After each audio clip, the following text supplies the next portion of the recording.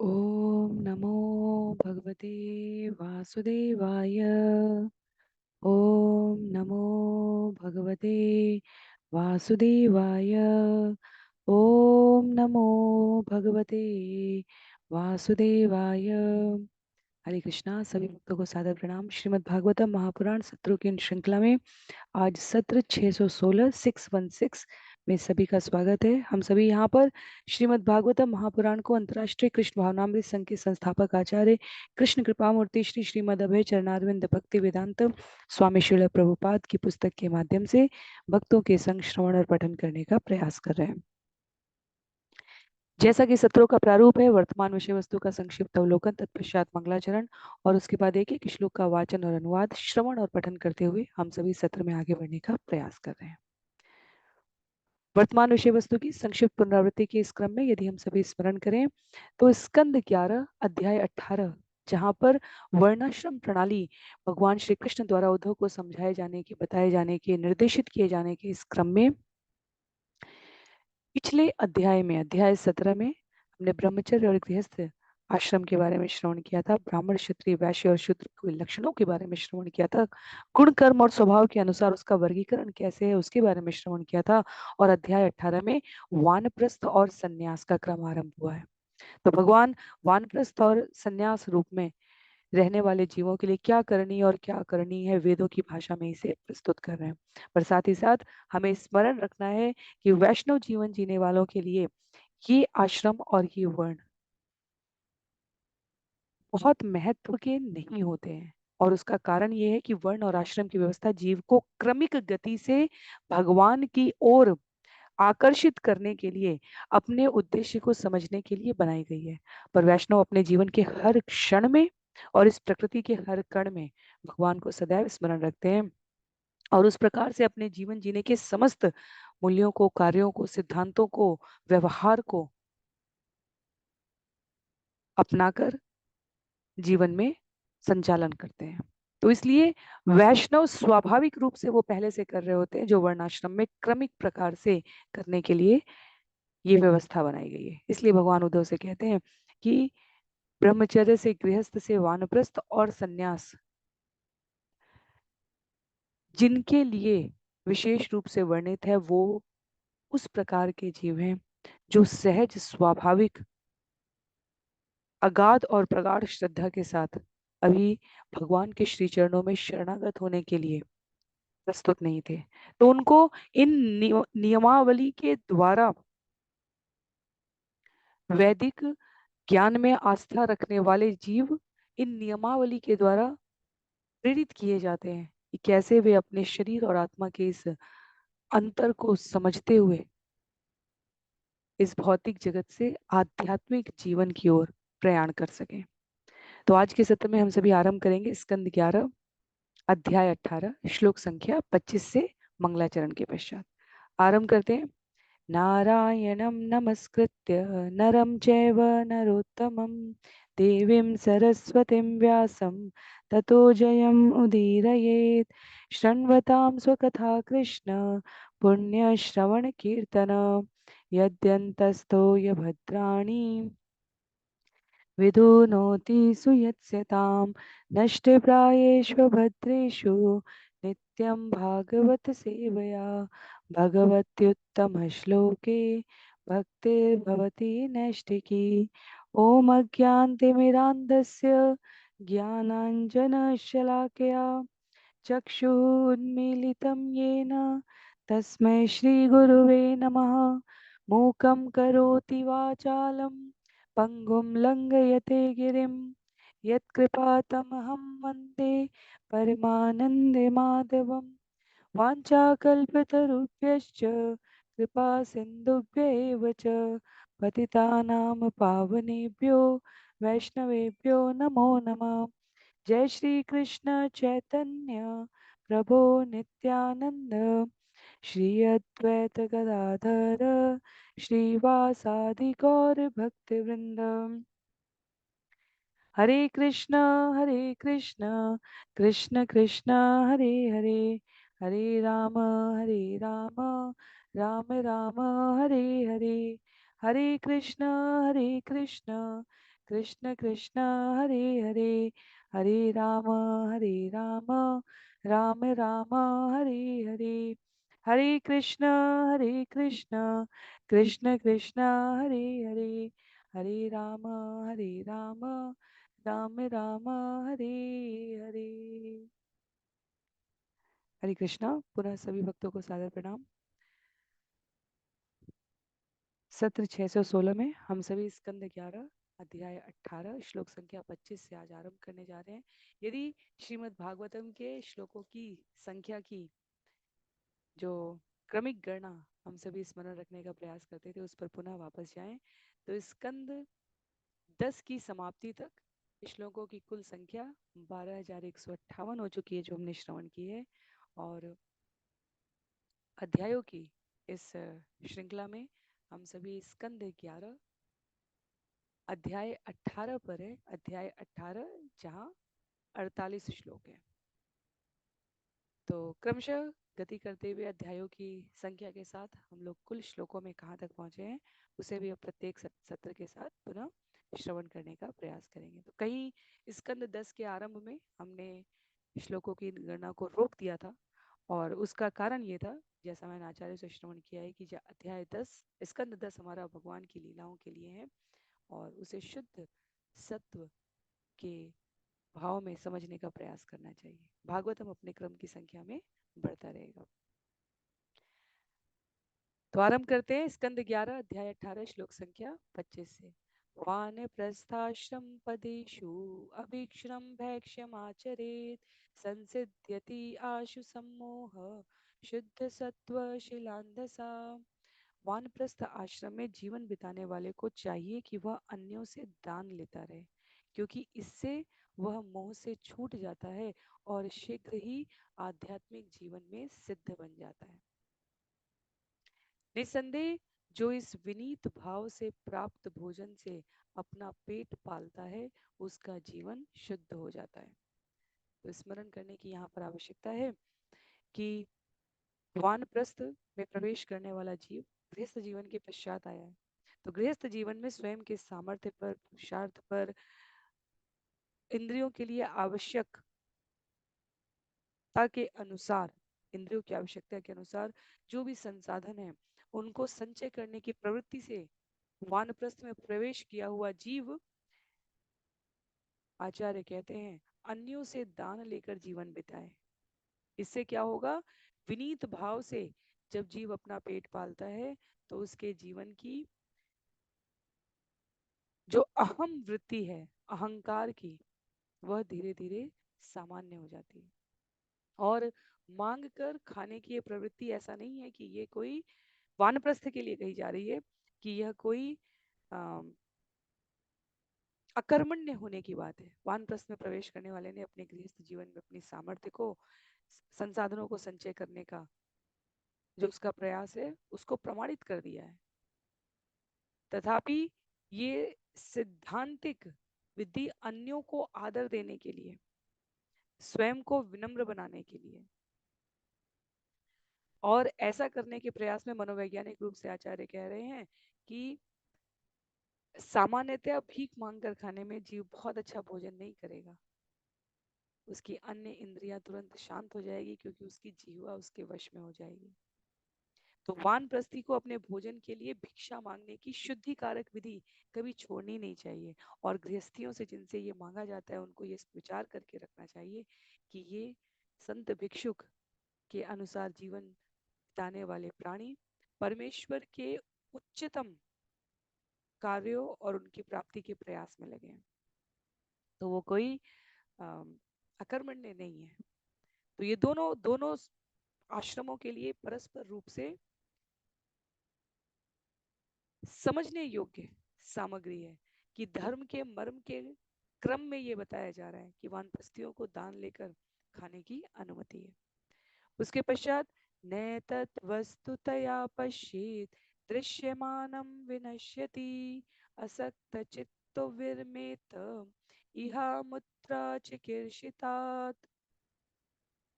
मनुष्य को चाहिए कि जो भौतिक वस्तुएं नष्ट हो जाएंगी उन्हें चरम सत्य के रूप में न देखे। भौतिक आसक्ति से रहित चेतना द्वारा उसे उन सारे कार्यों से विलग हो जाना चाहिए जो इस जीवन में तथा अगले जीवन की प्रगति, भौतिक प्रगति के निमित्त हो। तो ये स्वयं के लिए एक मार्गदर्शन बिंदु है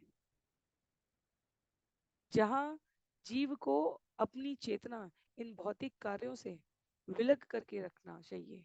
समझना चाहिए कि चरम सत्य के रूप में ये वस्तुएं नहीं उपस्थित रहने वाली, अपितु अपने समय का, अपनी ऊर्जा का और अपने संसाधनों का जो प्रयोग हमने आध्यात्मिक प्रगति के लिए किया है वही स्थिर रहने वाली है, अन्य सभी नाशवान है।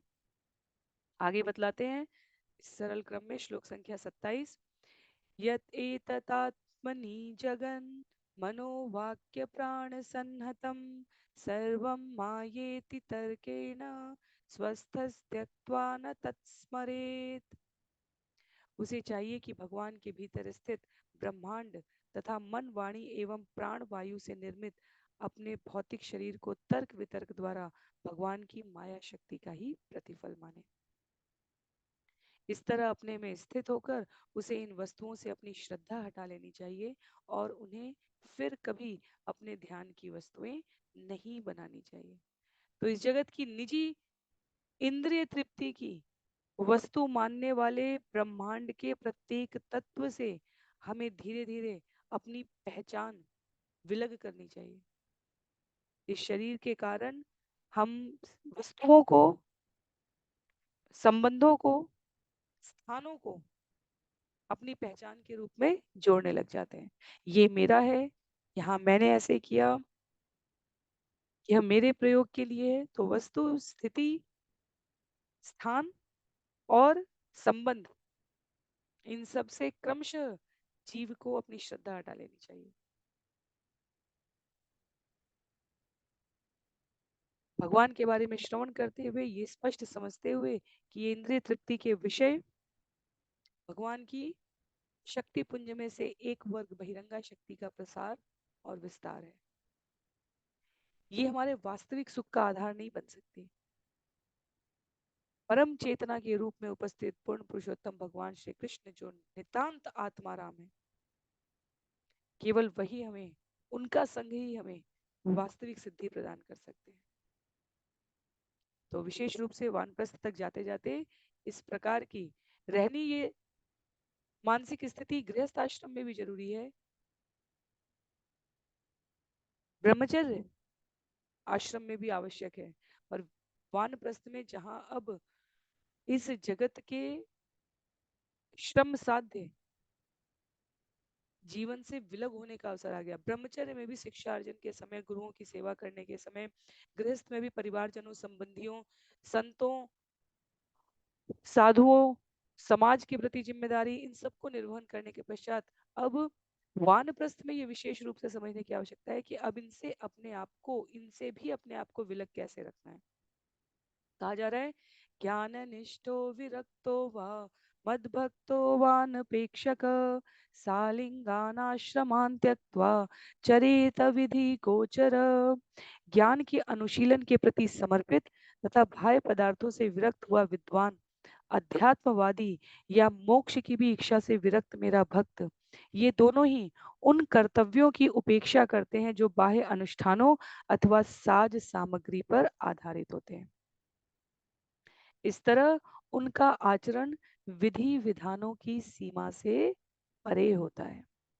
तो अपने आप को इस क्रमबद्ध ज्ञान के अनुशीलन और बाह्य पदार्थ की विरक्ति के अनुभव पर, क्योंकि मोक्ष प्राप्त करने के प्रयास में, स्वरूप सिद्ध ज्ञानी योगी बनने के प्रयास में भी जीव की भौतिक व्यस्तता धीरे धीरे समाप्त होने लगेगी। भक्त तो मोक्ष की भी कामना नहीं करता, पर कम से कम जीवन की उस परमहंस अवस्था को प्राप्त करना जहाँ पापपूर्ण आचरण की संभावना ही न रह जाए, विधि विधान का पालन करेंगे तो कम से कम मोक्ष की इच्छा जीवन में आएगी। आध्यात्मिक चेतना में पूर्णता की ओर हम अपने आप को प्रेरित करने का प्रयत्न करेंगे। और इस क्रमबद्ध विकास में जब भक्ति योग सम्मिलित हो जाएगा तब हम विवेकपूर्ण व्यवहार से कि भगवान के शुद्ध भक्त के रूप में भगवान की सेवा के अतिरिक्त और कुछ भी नहीं चाहिए, भगवान का सदैव स्मरण रहे, और इस प्रकार का व्यवहार करेंगे तो आध्यात्मिक जीवन की तुष्टि के लिए यही इसी धराधाम मर्त्यलोक इस मनुष्य शरीर से हमारा प्रयास आरंभ हो जाएगा। तो परमहंस की इस विशिष्ट अवस्था को प्राप्त करने के लिए जहाँ भौतिक जगत से सारी आसक्ति रुचि समाप्त हो जाए, किसी भी प्रकृति के बाह्य लक्षणों के प्रति कोई आकर्षण न रह जाए, इस प्रकार के व्यवहार को धारण करने के लिए कहते हैं बुधो बालक पत क्रीणीत कुशल जड़वच्चरेत वर्ते तुन्मत्तवत विद्वान गोचर्याम नैगमश्चरेत। परम चतुर होते हुए भी परमहंस को मानना चाहिए कि मान अपमान को भुलाकर बालक के समान जीवन का भोग करे, परम दक्ष होते हुए भी जड़ तथा अकुशल व्यक्ति की तरह आचरण करे, परम विद्वान होते हुए भी विक्षिप्त व्यक्ति की तरह बोले तथा वैदिक विधियों का पंडित होते हुए भी अनियंत्रित ढंग से आचरण करे। तो यह किस इन शब्दों को सुनने के पश्चात लगेगा कि यह तो भ्रमित करने वाले हैं, पर आचार्य से तात्पर्य में स्पष्ट करते हैं जो वास्तव में अब वानप्रस्थ से संन्यास की ओर प्रवृत्त हो रहे हैं और उन्होंने तीनों आश्रमों का यथारूप में जैसा शास्त्रों में लिखा है वैसा पालन किया है, वह संन्यास अवस्था में परमहंस की स्थिति को प्राप्त कर जाते हैं। पर परमहंस की स्थिति में कहीं यश सम्मान प्रतिष्ठा जीवन में बाधा न ले आए, क्योंकि स्थूल रूप से तो इंद्रियों का हमने अलगाव कर दिया भौतिक जगत के आकर्षण से। संन्यास अवस्था धारण करने के पश्चात घर नहीं, मकान नहीं, दुकान नहीं, बैंक बैलेंस नहीं, संबंधी नहीं, कोई कार्य नहीं जिससे किसी को कुछ प्रमाणित करना हो। तो स्थूल रूप से तो त्याग हो गया, पर सूक्ष्म रूप में क्या रह सकता है? यश सम्मान प्रतिष्ठा की कामना, लोग हमें आत्माराम समझें, इस प्रकार की स्वीकार्यता। और इसके लिए यहाँ पर कहा जा रहा है कि जो परम चतुर अपने आप को समझें, वो भी जिन्हें लगे कि हम तो इस जगत के किसी आकर्षण में फंसने वाले नहीं हैं, उन सन्यासियों के लिए सावधान रहने की ये विधि जो 3 बातों में बतलाई गई है इस श्लोक में व्यक्त की गई। क्या कहा गया है? न तो जनता को प्रसन्न करने का प्रयास करें, न सामाजिक प्रतिष्ठा की कामना करें। वो सामान्य रूप से ऐसे दिखे कि यदि वैदिक विधियों के ज्ञानी भी हैं तो अनियंत्रित ढंग से आचरण करें। वास्तव में सबसे कुशल उदाहरण इस श्लोक में यदि हम किसी को त्वरित रूप से स्मरण करना चाहें तो वो हमारे जड़ भरत थे। वो इस प्रकार विक्षिप्त की तरह व्यवहार कर रहे थे, अकुशल व्यक्ति की तरह आचरण कर रहे थे, मान अपमान को भुलाकर बालक के समान जीवन का भोग कर रहे थे।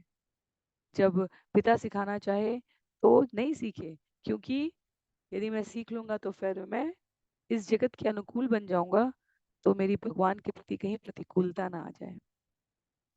जब भाइयों के द्वारा व्यवहार किया जाता था तब वो बालक के समान निश्चल रहते थे। जब रहुगण उससे पूर्व वास्तव में जब लुटेरे आते हैं उनको बलि देने का प्रयास करते हैं, तब भी उन्होंने इस प्रकार से व्यवहार किया जैसे उन्हें इस जीवन का कोई मोह नहीं है। और जब राजा के संग उनकी वार्ता हो रही है तब भी वो इस प्रकार बोले आरंभ में और व्यवहार किए कि उनका वो परमहंस तत्व छुप जाए।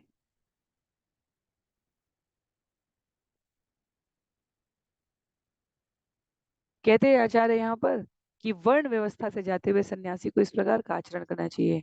और वैष्णव के रूप में पुनः यह वैष्णव के ऊपर पूर्ण रूप से लागू नहीं होगा, क्योंकि वैष्णव का जीवन व्यवहार दर्शन भिन्न प्रकृति का है। कहते हैं जिन भगवत भक्तों ने भगवान नाम का प्रचार करने में अपना जीवन अर्पित कर दिया है, उन्हें चाहिए कि कृष्ण भावनामृत को इस दक्षता से प्रस्तुत करें कि सामान्य जीव उन्हें स्वीकार कर सके, अपनी लोकप्रियता के लिए नहीं, अपितु भगवान श्री कृष्ण को लोकप्रिय बनाने के लिए, सामान्य जन की पहुंच हो सके उन तक, इस प्रकार से करना चाहिए। तो जो परमहंस कृष्ण भावनामृत वितरण कार्य में नहीं लगा है, उनको जनता के अभिमत से किसी प्रकार का लगाव नहीं रखना चाहिए। पर जो कृष्ण भावनामृत में संलग्न है, उनको जनता की रुचि कैसे जागृत की जा सके, इस मत पर विचार करना होगा।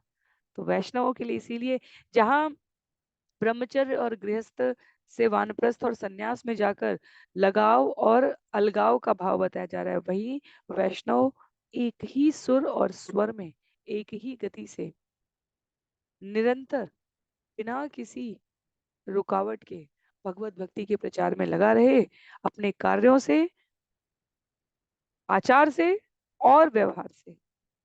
इसकी यहाँ पर पुष्टि की जा रही है। कहते हैं श्लोक संख्या 30 में इसे स्पष्ट करते हुए, क्या कह रहे हैं हम? वेदवाद रत न न पाषण्डी न हेतुक शुष्कवाद विवादेन कञ्चित् पक्षम समाश्रयेत। भक्त को न तो वेदों के कर्मकांड अनुभाग में उल्लिखित सकाम अनुष्ठानों में लगना चाहिए, न ही वैदिक आदेशों के विरुद्ध कार्य करके या बोलकर नास्तिक बनना चाहिए। इसी तरह उसे न तो निरे तार्किक या संशयवादी की तरह बोलना चाहिए, न व्यर्थ के वाद विवाद में किसी का पक्ष लेना चाहिए। नितांत व्यवहारिक पर अत्यधिक सतर्कता का जीवन यापन करने के लिए आवश्यक है। इसलिए विश्वनाथ चक्रवर्ती ठाकुर कहते हैं कि परमहंस भक्त अपने उच्च पद को छिपा कर रखता है, पर इसका अर्थ ये नहीं है कि वो भूत प्रेत की तरह व्यवहार करने लगे, अर्थात बिल्कुल विलुप्त सा दिखने लगे। नहीं, भक्त को सरल, सहज और सतर्क, सत्यवादिता के साथ, जितने भी स से रुचिकर, जब हम लोग भक्ति योग श्रवण करते हैं भगवत गीता में अध्याय 12 में, जब अध्याय 16 में दैवी और आसुरी स्वभाव के वर्णन के बारे में भी श्रवण करते हैं, तो जितने भी प्रकार के सुंदर लक्षणों का उल्लेख है भक्त बनने के क्रम में, वो दृष्टिगोचर होने लग जाते हैं। तो जीव को उनका स्मरण करते हुए व्यवहार करना है। ऐसा नहीं कि फिर वैदिक आदेशों के विरुद्ध कार्य करने लगे, वाद विवाद में पड़े, तर्क करें, संशय करें। तर्क यहाँ पर कुत्सित तर्कों के लिए कहा गया है, जिज्ञासु बनने के स्वभाव से विलग होने के लिए नहीं कहा गया है। इसलिए ये सारे सूत्र हमें यदि याद ना भी रह पाए तो सरल सी बातें की गई है। भक्तों का संग रहेगा, गुरु का मार्गदर्शन रहेगा, तो शास्त्र के वचन को कैसे जीवन में पालन करना है और क्या नहीं करना है, उसका अंतर हमेशा स्पष्ट रहेगा। कहते हैं न उद्विजेत जनाधीर जन्म च उद्विजयेत न, नोद्विज्येत जनाधीरो जन्म चोद्विजयेन्न तु अतीवादांस्तितिक्षेत नावमन्येत कंचन देहमुद्दिश्य पशुवत वैरम कुर्यात् न केनचित्। संत पुरुष को चाहिए कि वह न तो किसी के डराने या विचलित करने से डरे, न ही अन्य लोगों को डराए धमकाए। उसे अन्यों द्वारा किया गया अपमान सहना चाहिए और कभी किसी को छोटा नहीं समझना चाहिए। भौतिक शरीर के लिए वह किसी से शत्रुता न उत्पन्न करे, क्योंकि तब वह पशु तुल्य होगा।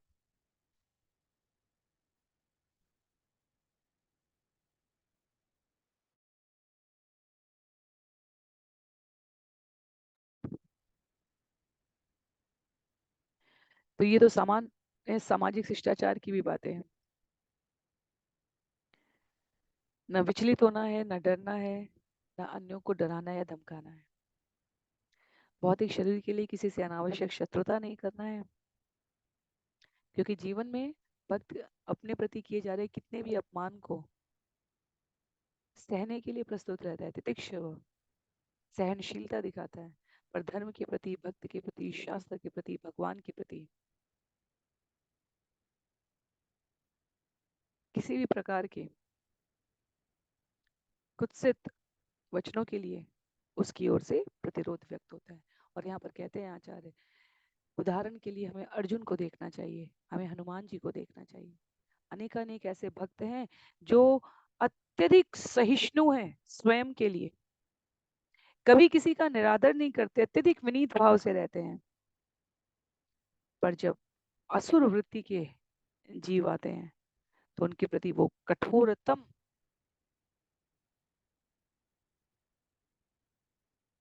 सामर्थ्य को प्रस्तुत कर पाते हैं। पर पुनः जब उनकी इसमें ख्याति प्रसारित होती है तो वो बहुत ही विनीत बन जाते हैं। हनुमान जी का वो प्रसंग हम सभी को स्मरण है। अनेक अनेक वानरों में से भगवान के सदा शाश्वत रूप से सेवक हनुमान जी दास भाव को जो प्रतिनिधित्व करते हैं, नवदा भक्ति में दास भाव को, दास्यम वृत्ति को, जब भगवान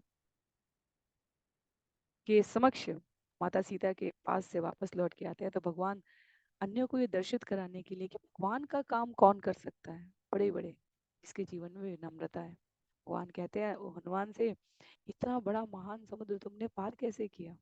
और उन्होंने कहा आपकी मुद्रिका से। और जब कहा मुद्रिका तो ठीक है, फिर वापस कैसे आए? तो बोले माता सीता की चूड़ामणि से।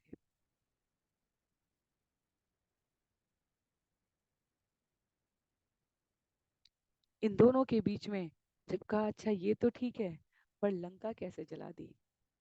तो बोले लंका मैंने नहीं जलाई भगवान, लंका तो माता सीता के दग्ध अश्रुओं के ताप से जल गई।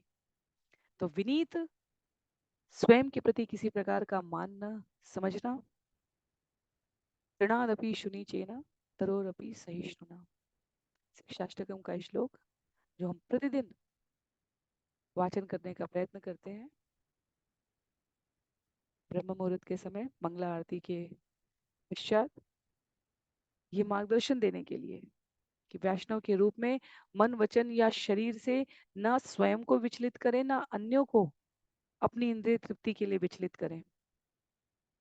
तथापि यदि धर्म के प्रति, भगवान के प्रति, किसी भक्त साधु के प्रति, धार्मिक स्थान के प्रति किसी प्रकार का अनाचार हो रहा हो तो कठोर कदम उठाने के लिए ही स्वयं को प्रस्तुत करें, और उसके परिणाम स्वरूप यदि ख्याति प्राप्त हो तो अत्यधिक विनीत रूप से उसे भगवान के श्री चरणों में समर्पित कर दें।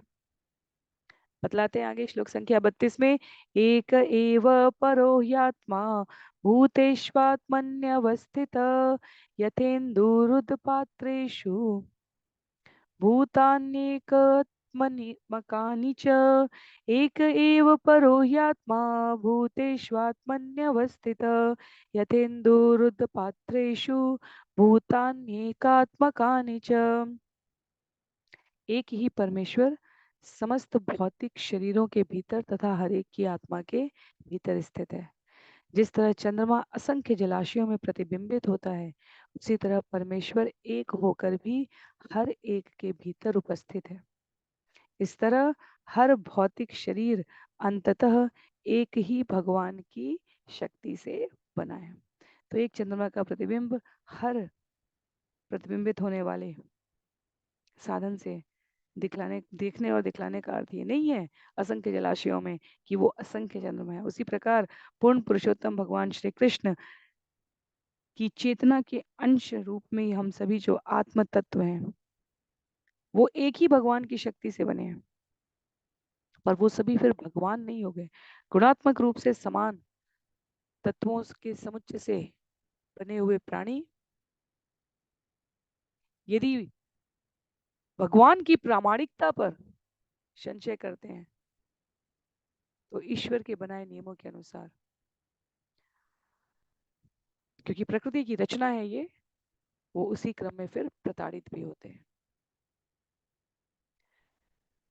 तो आत्मा की स्थिति, शरीर से आत्मा की भिन्नता की स्थिति, आत्मा और परमात्मा की समानता और भिन्नता की स्थिति, और इन तीनों के संबंध की इस स्थिति को समझने के क्रम में शरीर के वास्तविक उपयोग की महत्ता, ये सभी एक मत रूप से जीव को तुक्ष से तुक्ष प्राणी के संग किए जाने वाले व्यवहार के प्रति, स्वयं के जीवन के संचय और वैराग्य के प्रति, और सबसे बढ़कर इस मनुष्य जीवन के उपयोग के प्रति संकेत कर रही है। जब तक जीवन में क्रमबद्ध अध्ययन नहीं है, श्रवण नहीं है, हरिनाम का कीर्तन और भगवत लीलाओं का स्मरण नहीं है, तब तक ये शरीर, आत्मा, परमात्मा और इन तीनों के आसपास विस्तृत प्रकृति, चेतना, गुणों का महत्व, इन सबको समझ पाना अत्यधिक कठिन हो जाता है। आगे पुनः विषय पर आते हुए इन दोनों आश्रमों की व्यवहारिकता के नियमों को बताते हुए कहते हैं, अलब्ध्वा न विषीदेत काले काले शनम क्वचित लब्ध्वा न ह्यश्येत् धृतिमान उभयम दैवतंत्रितम। यदि किसी को विभिन्न समयों पर उचित भोजन नहीं मिलता तो उसे दुखी नहीं होना चाहिए, और जब उसे अच्छा भोजन मिले तो हर्षित नहीं होना चाहिए। दृढ़ संकल्प करके उसे दोनों ही स्थितियों को ईश्वर के अधीन समझना चाहिए। तो गृहस्थ जीवन में तो अपने पर आश्रित जीवों को समय पर भोजन उपलब्ध कराना ये कर्तव्य में आता है। पर यदि हम विलगाओं के, इंद्रिय तुष्टि और तृप्ति के परे वाले इन आश्रमों में प्रवेश करते हैं, वानप्रस्थ और संन्यास में, तो यहाँ कहा जाता है कि हमें अनावश्यक रूप से स्वयं को नियंत्रण करता नहीं समझना है। शरीर और मन की क्षणिक भावनाएं सहनी है और झूठे अहंकार से प्रभावित नहीं होना है। सुख दुख के समय कृत्वा लाभा लाभो जया जय, भगवत गीता का ये विभिन्न भौतिक अनुभवों के क्षणिक सुख और अनिवार्य दुख को यदि आत्मसात कर लेना है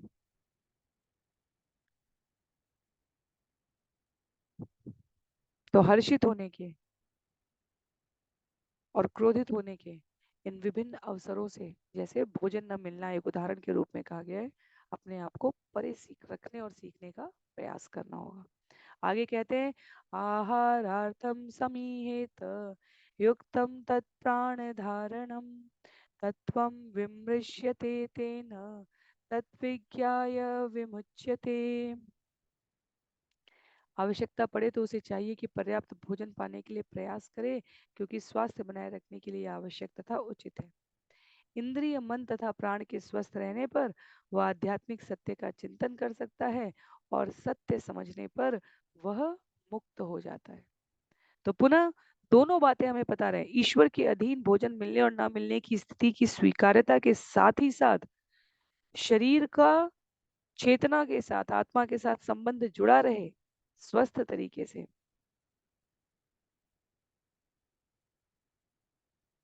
और इसके लिए आध्यात्मिक कार्यक्रम में विघ्न ना आए। क्योंकि यदि शरीर क्षुधा से पीड़ित है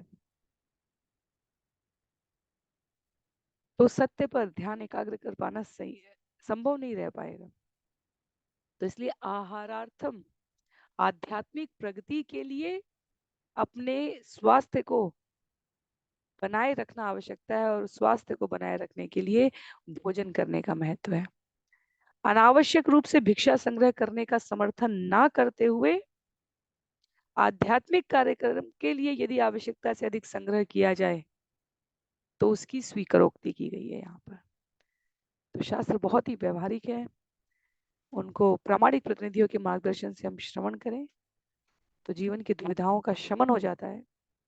और इसलिए यहाँ पर ये परंपरा का ज्ञान जो सुखदेव गोस्वामी और महाराज परीक्षित के मध्य है, जो भगवान श्री कृष्ण उद्धव से कह रहे हैं, जो ये स्थापित किया गया है कि कभी हंस रूप में भगवान ने ब्रह्मा के पुत्रों से कहा, और ब्रह्मा के पुत्रों में उन मुनि और मनीषियों की सभा में पता है कि वो अनेक ऋषियों को, राज ऋषियों को, सामान्य जीवों को प्रचार के रूप में प्राप्त हुआ है, पर मूल ज्ञान का जो स्वरूप है वो भगवान के श्रीमुख से ही उद्धृत हुआ है, और जिसमें सभी प्रकार के ज्ञान और कर्म का अंतिम सार ये है कि भगवान श्री कृष्ण के प्रति हम अपने संबंध को पुनः जागृत कर पाए।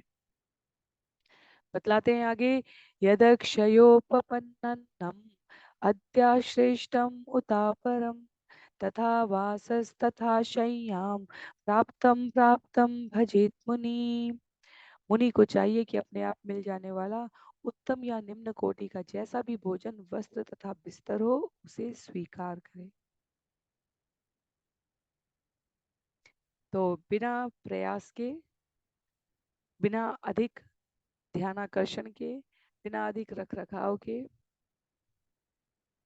जैसे खाने के लिए क्या, ताकि ये शरीर स्वस्थ हो और आध्यात्मिक प्रगति में अवरोध ना करे, नियम बताए गए, वैसे ही शरीर को विश्राम देने के लिए जितना आवश्यक हो उतना ही प्रयोग करना है। कहते हैं आचार्य, यहाँ पर इन श्लोकों में प्रकट किया गया है कि मुनि रूप में भी पर्याप्त व्यवहारिक बुद्धि होनी चाहिए। यदि भोजन नहीं आ रहा है भिक्षाटन से, भिक्षावृत्ति से, तो इसका अर्थ ये नहीं है कि भूखे मर जाएंगे।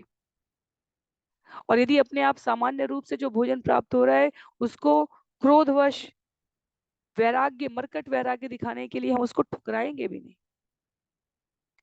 तो बिना प्रयास के कभी उत्तम भोजन मिल सकता है, कभी बेस्वाद भोजन प्राप्त हो सकता है, कभी सोने के लिए, विश्राम करने के लिए मलमल के गद्दे मिल सकते हैं आचार्य कहते हैं, और कभी वृक्ष की छांव मिल सकती है।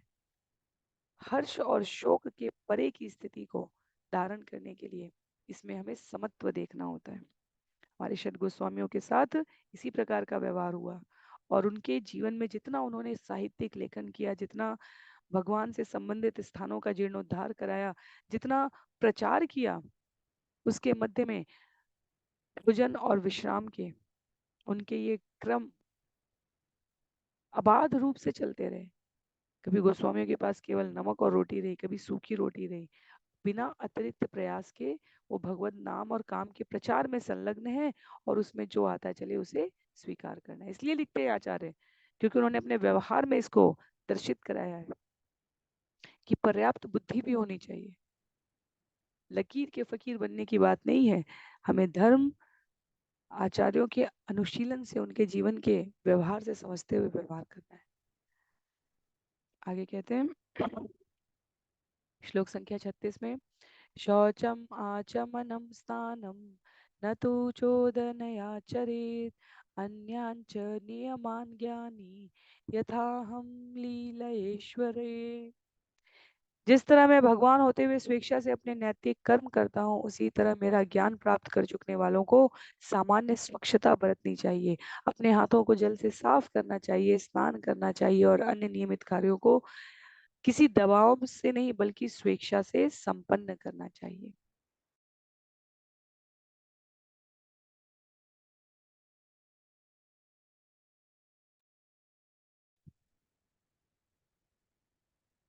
स्पष्ट करते हैं भगवान यहाँ पर अपने द्वारका के जीवन में। भगवान जब मर्यादा पुरुषोत्तम के रूप में या पूर्ण पुरुषोत्तम के रूप में आते हैं, तो अपने व्यवहार से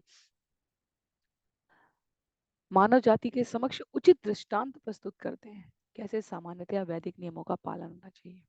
भगवान को कोई बाध्य नहीं कर सकता, तथापि सामान्य जीवों को जब भगवान स्वयं मनुष्य रूप में आते हैं, तो ये दर्शित कराने के लिए कि शरीर संबंधी नैतिक कर्म कैसे होने चाहिए, विधि विधानों के पालन में क्या व्यवहारिकता स्मरण रखनी चाहिए।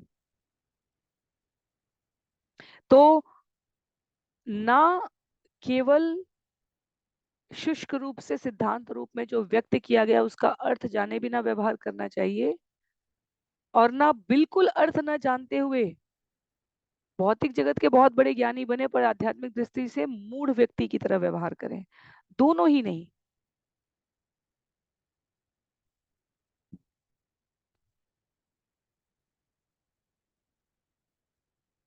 शास्त्र के अनुशीलन में, विद्वान साधु मनीषियों के व्यवहार के अनुशीलन में, दर्शन करने में व्यवहारिकता का, प्रैक्टिकलिटी का स्मरण रखना बहुत आवश्यक है, और वही यहाँ इन श्लोकों में प्रस्तुत किया जा रहा है। नहीं तस्य विकल्पाख्या या च वीक्ष्या हता आदेहानन्तात् क्वचित् ख्याति तत्सम्पद्यते मया। ज्ञानी किसी भी वस्तु को मुझसे पृथक नहीं देखता, क्योंकि मेरा ज्ञान हो जाने से वह ऐसी भ्रामक अनुभूति को नष्ट कर चुका होता है। क्योंकि भौतिक देह तथा मन ऐसी अनुभूति के लिए पहले से अभ्यस्त होते हैं, अतः ऐसी अनुभूति की पुनरावृत्ति हो सकती है। किंतु मृत्यु के समय ऐसा ज्ञानी मेरे समान ही ऐश्वर्य प्राप्त करता है, क्योंकि शरीर बद्ध रहा है पूर्व जन्म जन्मांतर में विभिन्न प्रकार के इंद्रिय तुष्टि के कार्यों में संलग्न रहने के कारण। इसलिए मनुष्य जीवन प्राप्त करने के बाद भी कई बार ऐसा होगा कि ज्ञान जीवन में आ गया है, श्रवण से विश्वास भी उत्पन्न हो गया है, तथापि विभिन्न परिस्थितियों में भौतिक देह, मन की अनुभूति, इंद्रिय तृप्ति, इन सब की पुनरावृत्ति हो सकती है। कहते हैं आचार्य, इसकी चिंता करने की अतिरिक्त आवश्यकता नहीं है। स्वरूप सिद्ध व्यवहार जैसे ही स्मरण हो। स्वरूप सिद्ध व्यवहार क्या हुआ? कोई भी वस्तु भगवान से पृथक नहीं है। इस भ्रामक अनुभूति को जिसने, इस जगत को सर्वोच्च समझने की भ्रामक अनुभूति को जिसने नष्ट कर लिया है, वह दिखने के लिए इस जगत में यदि हमें आसक्त लगे भी, तो भगवान उसको उचित मार्गदर्शन देते हैं। जो हम स्कंद 10 श्रवण कर रहे थे, वहां लिखा था कि किस प्रकार भगवान इतनी ऐश्वर्य के साथ रहते हैं और उनका भक्त इतना सामान्य जीवन जीता है। इसके विपरीत महादेव कितने सामान्य तरीके से रहते हैं, पर उनका भक्त अत्यधिक वैभव विलास का जीवन जीता है। तो ये वो अंतर बताने के लिए, जब भौतिक जगत में हम भौतिक माध्यमों से कुछ प्राप्त करने का, भौतिक सुख के लिए प्रयास कर रहे हो और वो हमें मिल जाए, तो हमें इसके पीछे के रहस्य को समझने का प्रयत्न करना है। इंद्रिय तुष्टि के लिए हमने जो मांगा वो हमें प्राप्त हो गया, तो वास्तव में इस जगत में बने रहने की हमारी कामना और प्रगाढ़ हो जाती है, आसक्ति और दृढ़ हो जाती है। और यदि कुछ मांगा भौतिक जगत से संबंधित और भगवान ने संस्तुति के परे अस्वीकृति कर दी, तो दिखने में वो नकारात्मक है, पर उसका परिणाम अंततः सकारात्मक निकलता है। इसलिए यहाँ पर कहते हैं आचार्य अंतिम पंक्ति में, जीवन के अंत में भगवत भक्तों तथा सामान्य भौतिकतावादियों को मिलने वाले फल बहुत भिन्न होते हैं। पूरे जीवन के प्रयास में भौतिक संबंधों और इच्छाओं को किनारे रखते हुए जिसने आध्यात्मिक जीवन के विकास में ध्यान दिया है, उसका जीवन, और जिसने पूरे जीवन के हर क्षण को भौतिक सुख सामर्थ्य की प्राप्ति में लगा दिया, उसके जीवन के अंतर में, परिणाम में बहुत विलग्नता होती है। कहते हैं श्लोक संख्या 38 में, दुखो दुख उदकेषु कामेषु जात निर्वेद आत्मवान अजिज्ञासित मत धर्मो मुनिम गुरुम उपव्रजेत। जो व्यक्ति इंद्रिय तृप्ति के फल को दुखदाई जानते हुए उससे विरक्त है, और जो आध्यात्मिक सिद्धि चाहता है, किंतु जिसने मुझे प्राप्त करने की विधि का गंभीरता से विश्लेषण नहीं किया है, उसे प्रामाणिक तथा विद्वान गुरु के पास जाना चाहिए। तो वानप्रस्थ में प्रवेश करते हुए यदि जीवन में अभी भगवान के शरणागत होने की, उनको प्राप्त करने की विधि का गंभीरता पूर्वक विश्लेषण करने का समय अवकाश नहीं रहा हो, भगवान श्री कृष्ण कहते हैं कि किसी प्रामाणिक गुरु के चरण कमल में पहुंचना चाहिए। जो व्यक्ति आध्यात्मिक सिद्धि के लिए सच्चे मन से उन्मुख है, उन्हें जीवन की चरम सिद्धि प्राप्त करने के लिए आवश्यक नियमित अनुशासन ग्रहण करने में संकोच नहीं करना चाहिए। वर्तमान में भौतिक जगत में भी रोजगार में, व्यापार में विकसित होने के लिए समय समय पर अपने आप को और अधिक गुणवत्ता परक योगदान देने के लिए संस्थाओं के द्वारा, सरकारों के द्वारा, व्यक्ति के अपने स्वयं के प्रयासों द्वारा अपनी दक्षता को बढ़ाते रहने के लिए अनेक प्रकार के सर्टिफिकेशन है, अनेक प्रकार के कोर्सेज हैं। वो इसी अर्थ में कि क्रमशः यदि हमें और अधिक प्रेरणा की आवश्यकता हो, दक्षता के लिए और अधिक दृढ़ता की आवश्यकता हो, तो नियमित अनुशासन ग्रहण करने में हमें संकोच नहीं करना चाहिए। श्लोक संख्या 29 में कहते हैं, तावत परिचरेत भक्त श्रद्धावान अनसूयक यावत ब्रह्म विजानीयात मामेव गुरुमादत। जब तक भक्त को पूरी तरह आध्यात्मिक ज्ञान की अनुभूति न हो, उसे चाहिए कि परम श्रद्धा तथा आदर पूर्वक एवं द्वेष रहित होकर गुरु की सेवा करे, क्योंकि गुरु मुझसे अभिन्न होता है। तो ये भगवान उद्धव को कह रहे हैं कि पूर्ण आध्यात्मिक ज्ञान की अनुभूति न हो जाए तब तक श्रद्धा सहित और द्वेष रहित होकर गुरु की सेवा करनी है। क्योंकि आध्यात्मिक ज्ञान की पूर्ण प्राप्ति के पश्चात तो स्वतः स्वाभाविक रूप से गुरु की सेवा होने लगेगी, पर उससे पहले कहीं किसी कारण से यदि अभी गुरु के शिक्षाओं में, आदेशों में पूर्ण समर्पण नहीं आया है, तो भगवान कहते हैं मुझे समझने के लिए ये करना तो आवश्यक है। आगे श्लोक संख्या 40 और 41 में एक साथ अपने भावों को व्यक्त करते हुए भगवान उद्धव से कह रहे हैं, यस्त्वं संयत षड्वर्ग प्रचंडेन्द्रिय सारथी ज्ञान वैराग्य रहित त्रिदंडम उपजीवती।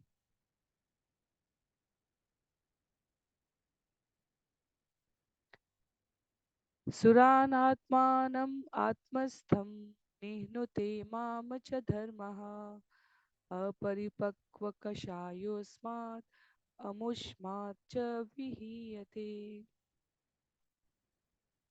जिसने 6 प्रकार के मोह, काम, क्रोध, लोभ, उत्तेजना, मिथ्या अहंकार तथा नशा पर नियंत्रण नहीं पा लिया, जिसकी बुद्धि जो कि इंद्रियों की अगुआ है, भौतिक वस्तुओं पर अत्यधिक आसक्त रहती है, जो ज्ञान तथा वैराग्य से रहित है, जो अपनी जीविका चलाने के लिए संन्यास ग्रहण करता है, जो पूज्य देवताओं, स्वात्म तथा अपने भीतर के परमेश्वर को अस्वीकार करता है और इस तरह सारा धर्म नष्ट कर देता है, और जो अब भी भौतिक कलमश से दूषित रहता है, वह विपत होकर इस जन्म को तथा अगले जन्म को भी विनष्ट कर देता है।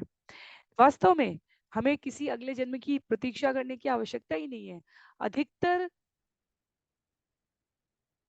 घटनाक्रम में, अधिकतर स्थितियों में, अधिकतर व्यक्तिगत अनुभवों में हम देख सकते हैं कि जो बहुत अधिक काम, क्रोध, लोभ, उत्तेजना, मिथ्या अहंकार, विभिन्न प्रकार के नशे जीवन में ज्ञान और वैराग्य, तो इन 6 में आसक्त है, अर्थात काम, क्रोध, लोभ, उत्तेजना, मोह, कुव्यसन, इनमें आसक्त है और ज्ञान वैराग्य से रहित है, भौतिक कलमश से दूषित है, उसके लिए वास्तव में हमें अगले जन्म की प्रतीक्षा भी नहीं करनी होती है। उसके जीवन के व्यवहार में, उसके जीवन की असंतुष्टि में, उसके जीवन के कलमश में हमें इसी लोक में और इसी जीवन में मिलने वाले परिणाम दर्शित हो जाते हैं। कहते हैं आगे, भिक्षोर धर्म शमो हिंसा तप इक्षा वनौकस गृहिणो भूतरक्षेज्या द्विजस्याचार्य सेवनम। सन्यासी के मुख्य धार्मिक कार्य हैं समता तथा अहिंसा, जबकि तपस्या तथा शरीर और आत्मा के अंतर का दार्शनिक ज्ञान ही वानप्रस्थ में प्रधान होता है।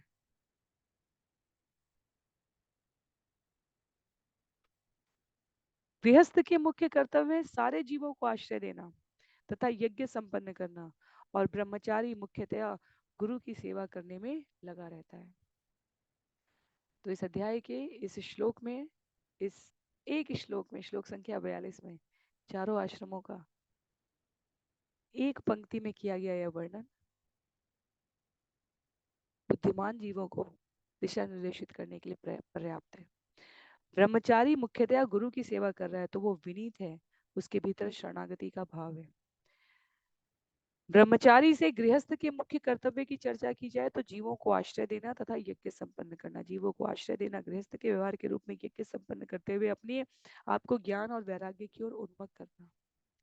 वानप्रस्थ में जो प्रधान है उसमें कहा गया है तपस्या, आत्मा के अंतर का दार्शनिक ज्ञान स्थिर करना, और सन्यासी के रूप में मुख्य कार्य समता तथा अहिंसा बताए गए। तो ब्रह्मचारी अपने गुरु के आश्रम में है, सामान्य गृहस्थ अन्य सारे जीवों को जीविका प्रदान करते हैं। तो यज्ञ, अर्चा विग्रह की पूजा, यज्ञ के द्वारा सामर्थ्य, अर्चा विग्रह के द्वारा विनयशीलता, शरणागति प्राप्त करते हुए वानप्रस्थ में वैराग्य का पद बनाए रखने के लिए शरीर और आत्मा के अंतर को समझना, तपस्या करना, और सन्यासी के रूप में आत्म साक्षात्कार में अपना पूरा मन, शरीर, वाणी समर्पित कर देना। कहते हैं मन की समता प्राप्त करके सारे जीवों का सर्वश्रेष्ठ शुभेक्षु बनने के क्रम के लिए यह व्यवहार अनिवार्य है। आगे श्लोक संख्या 43 में कहते हैं ब्रह्मचर्यं तपः शौचं संतोषो भूत सौह्यदम् गृहस्थस्यापि ऋतो गन्तुं सर्वेषां मत उपासनम। गृहस्थ को चाहिए कि संतान उत्पन्न करने के लिए ही नियत समय पर अपनी पत्नी के साथ संभोग करे, अन्यथा वह ब्रह्मचर्य, तपस्या, मन तथा शरीर की स्वच्छता, अपने स्वाभाविक पद पर संतोष तथा सभी जीवों के प्रति मैत्री का अभ्यास करे। मेरी पूजा तो वर्ण अथवा आश्रम का भेदभाव त्याग कर सभी को करनी चाहिए। तो जो कुछ भी भगवान अब सार रूप में संकलित करते हुए प्रस्तुत कर सकते हैं, भगवान तो बहुत कुछ प्रस्तुत कर सकते हैं जितना जीव संचित कर सके उसको समझने के लिए। सर्वेशाम मत उपासना अंतिम कुछ अध्याय है ये श्लोक के, इस श्लोक के, इस विषय के ये अंतिम कुछ श्लोक हैं, और इस अध्याय में भी ये एक प्रकार से सार रूप में, उक्तियों के रूप में, सूत्र के रूप में प्रस्तुत किए जा रहे हैं। कहते हैं गृहस्थियों को किस लिए इंद्रिय तृप्ति करनी चाहिए? जब वह ब्रह्मा जी के द्वारा नियोजित कार्य में सहयोग कर रहे हो। ब्रह्मचर्य में, वानप्रस्थ में और संन्यास में मन तथा शरीर की स्वच्छता, स्वाभाविक पद पर संतोष, जीवों के प्रति मैत्री, ये सब तो अनुष्ठान और विधान ठीक है, पर सबसे बढ़कर क्या है, किसी भी वर्ण और किसी भी आश्रम में सभी प्रकार के भेदभावों को त्याग कर सभी को मेरी पूजा करनी चाहिए। तो गृहस्थियों को यहाँ पर लिखते हैं आचार्य की कुकर शुकर की तरह स्वतंत्रता पूर्वक अपनी संभोग शक्ति का भोग करने का अधिकार नहीं है। उन्नत मानव सभ्यता के अन्य सदस्यों के साथ समायोजित रहते हुए व्यवहार करना है गृहस्थियों को। वानप्रस्थ अपने तत्व दर्शन को समझने के लिए, और सन्यास सभी प्रकार के आसक्तियों से परे जाने के लिए। इसलिए समता और अहिंसा की बात की गई, कोई भिन्नता नहीं रखनी है, पर इन सबके परे भूत सुहित, सभी के शुभेक्षु, भगवान का दर्शन करने और कराने की प्रक्रिया के पालन में कोई भी नियम अवरोध ना बने, इसकी विवेक बुद्धि रखनी है। कहते हैं आगे इति माम यह स्वधर्मेण भजेत नित्यम अन्यन्य भाग सर्वभूतेषु मद्भावो मद्भक्तिम विन्दते तृणाम। जो व्यक्ति अनन्य भाव से मेरी पूजा करता है और जो सारे जीवों में मुझे उपस्थित समझता है वह मेरी अविचल भक्ति प्राप्त करता है। मन्मना भव मद्भक्तो मद्याजी माम नमस्कुरु। मैं इसलिए कह रहे हैं भगवान, सामान्यतः कई बार लोग कुतर्क करते हैं कि भगवान अपनी पूजा करवाने के लिए क्यों कह रहे हैं, अपने आ, सम्मान के लिए, अपने प्रति शरणागति के लिए क्यों कह रहे हैं। भगवान को ये कहने की क्या आवश्यकता है। जीव अन्य किसी कुतर्क से, अन्य किसी स्थान और आश्रय में उसको सर्वोच्च मानते हुए ये जन्म जन्मांतर का बंधन त्याग पाने में कहीं असमर्थ न हो जाए, इसलिए भगवान स्पष्ट बताते हैं। ये संपूर्ण वर्णाश्रम प्रणाली का चरम लक्ष्य भगवान कृष्ण की प्रेम भक्ति करना है। किसी भी वर्ण या आश्रम में मनुष्य को भगवत भक्त होना है। प्रामाणिक गुरु जो स्वयं भगवान का प्रतिनिधि है, आचार्य की पूजा जो सीधे भगवान के चरण कमल तक पहुंच रही है, इन सब की विस्तृत व्याख्या के सार रूप में भक्तगण सदैव भगवान की सर्वोच्च स्थिति के प्रति ध्यान लगाते रहे। यह ईश्वर प्रेम जागृत हो, अन्यथा सभी प्रकार के कार्य और व्यवहार महत्वहीन हो जाते हैं। आगे कह रहे हैं भगवान अगले 4 श्लोकों में, क्या कह रहे हैं। भक्त्यो उद्धव अनपायन्या सर्वलोक महेश्वरम सर्वोत्पत्त्यप्ययम् ब्रह्म कारणम मोपयाति स।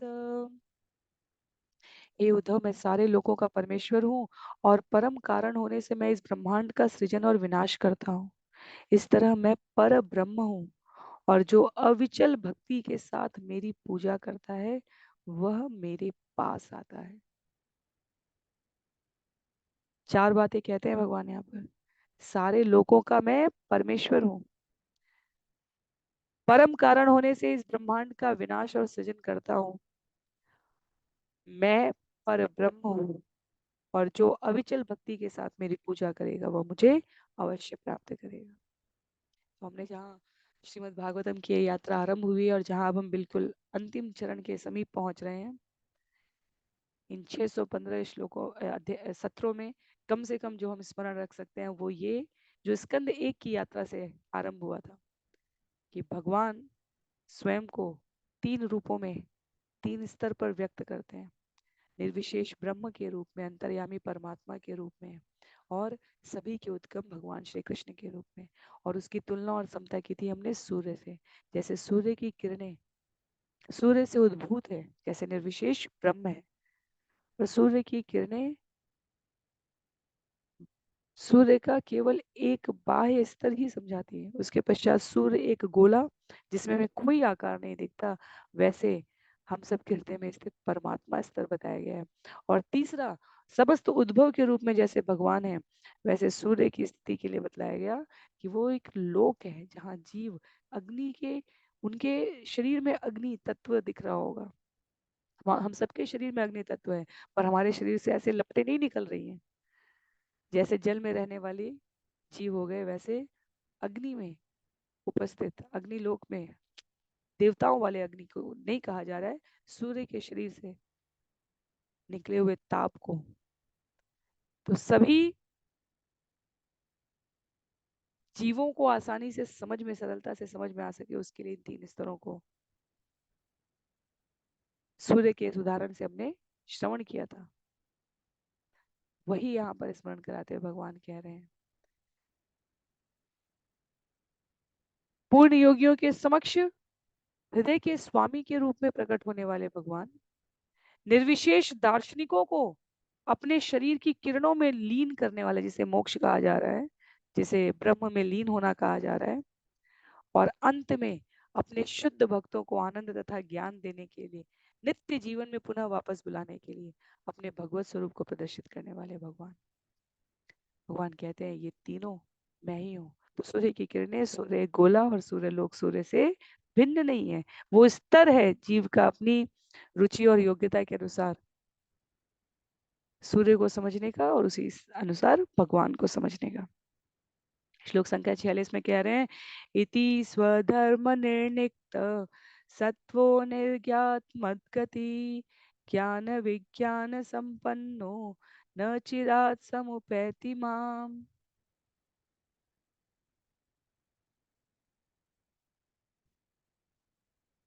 इस तरह जो अपने नियत कर्म करके अपने जीवन को शुद्ध कर चुका होता है, जो मेरे परम पद को पूरी तरह से समझता है और जो शास्त्रीय तथा स्वरूप सिद्ध ज्ञान से युक्त होता है, वह शीघ्र ही मुझे प्राप्त करता है। आश्वासन है भगवान का प्रत्येक शास्त्र में, प्रत्येक आचार्य के अनुभव में। इसलिए संशय नहीं करना, यदि अपना प्रयास नहीं किया है तो भी भक्त के संग में रहने से जीवन में ये निष्ठा बनी रहेगी कि भगवत कृपा होनी ही है।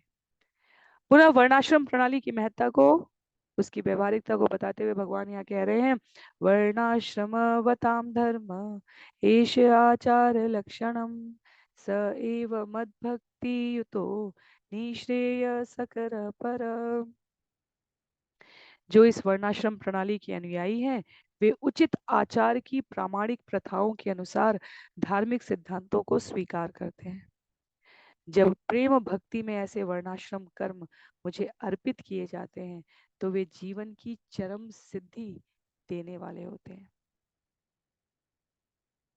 तो हमने ये जो वर्णाश्रम प्रणाली श्रवण की पिछले अध्याय में और इस अध्याय में हमने क्या अनुभव किया कि विभिन्न आश्रम और वर्णों के सदस्य ये बाध्य है अनेक परंपरागत कार्य करने के लिए। अंततः इन सभी कार्यों का परिणाम, चाहे वैदिक अनुष्ठान हो, यज्ञ हो, तप हो, भगवान श्री कृष्ण के चरण कमलों पर अर्पित कर देना है। और तब यही किए गए कार्य दिव्य साधन बन जाते हैं भगवत मार्ग पर वापस जाने के। तो अंततः वर्णाश्रम, वर्ण या आश्रम, चार और चार, इनमें से किसी भी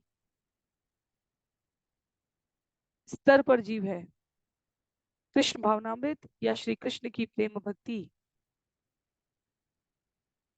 यही प्रगतिशील मानव जीवन का सार समाहार है, इसके अतिरिक्त और कुछ भी नहीं।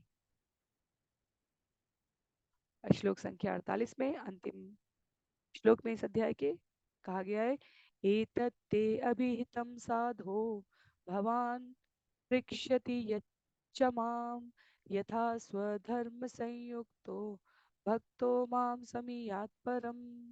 हे साधु उद्धव, तुमने जैसा पूछा मैंने तुम्हें वे सारे साधन बतला दिए जिनसे अपने नियत कर्म में लगा हुआ भक्त, मेरा भक्त, मेरे पास वापस आ सकता है।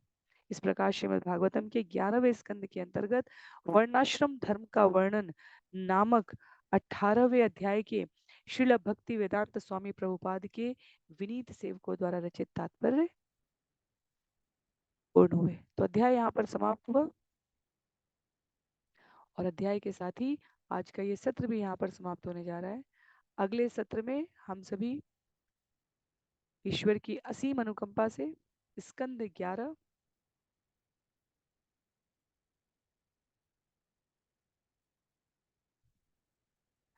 अध्याय 19 श्रवण करना आरंभ करेंगे।